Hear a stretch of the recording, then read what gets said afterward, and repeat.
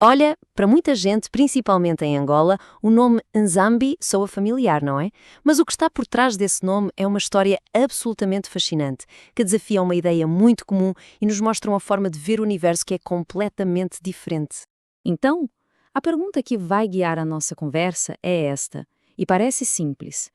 Será que Nzambi é só o jeito local de dizer Deus falando da mesma figura do cristianismo? A resposta, vamos ver, é bem mais profunda do que parece. Sim, é uma pergunta comum, porque essa ideia de que é tudo a mesma coisa está muito enraizada. Mas, para a gente chegar na verdade, a gente precisa fazer uma viagem no tempo, voltar lá na origem do conceito. Então, vamos mergulhar de cabeça nessa história. Primeiro, vamos focar no que Nzambi significava na sua forma mais pura, sabe? Antes de qualquer influência de fora começar a mudar a sua interpretação. Qual era a ideia original? A palavra Nzambi, na verdade, nasce na cosmovisão Banto. E o que é isso? É uma espiritualidade que não vem de livros sagrados, mas sim de uma ligação muito íntima, muito direta com o mundo natural. E aqui é que a coisa fica incrível. A própria palavra já nos conta a história. Se a gente quebrar ela em duas partes, em Kikongo, Anzá significa mundo ou natureza, e Mimbi se traduz como energia ou fogo. Agora junta as duas partes. O significado fica cristalino, não fica? Nzambi não descreve uma pessoa, um ser com um rosto, mas sim uma força cósmica, impessoal. É uma energia vital que pulsa e que existe em toda a natureza. E é essa definição que nos leva a uma diferença assim fundamental. É um ponto de ruptura total com o conceito cristão de Deus. Olha como fica claro quando a gente põe um ao lado do outro. De um lado, temos Zambi, uma força sem rosto que está dentro da natureza, está no mar, nas árvores, em nós. Do outro lado, o Deus cristão, um ser com personalidade que existe fora do mundo natural, lá num plano celestial. Aí a pergunta se torna inevitável, né? Se são conceitos tão diferentes, o que foi que aconteceu na história para que eles se misturassem tanto na cabeça de tanta gente?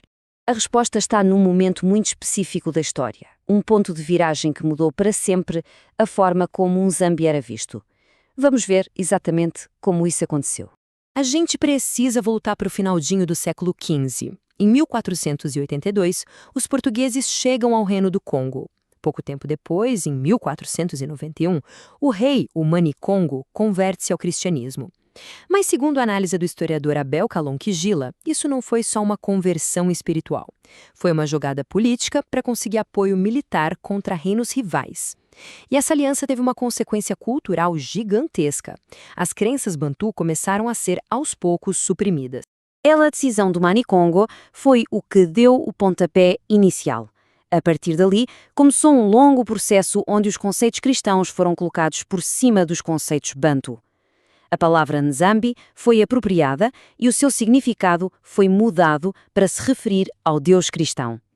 Foi uma estratégia, claro. Facilitou a conversão das pessoas, mas ao mesmo tempo foi apagando o seu sentido original.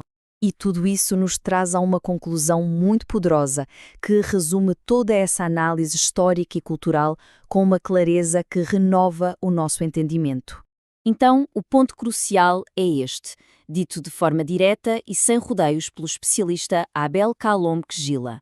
Nzambi não é Deus e Deus não é Nzambi. Simples assim. São conceitos fundamentalmente diferentes, com origens e significados que não deveriam ser confundidos.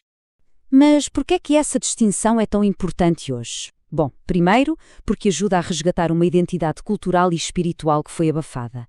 Segundo, porque corrige um erro histórico muito profundo.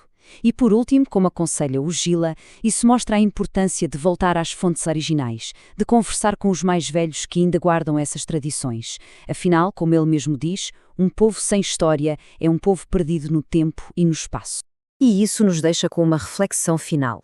A história de Nzambi é um exemplo muito forte que nos convida a pensar que outras partes da nossa história, da nossa cultura, também foram mal interpretadas ou esquecidas e estão só esperando para serem redescobertas?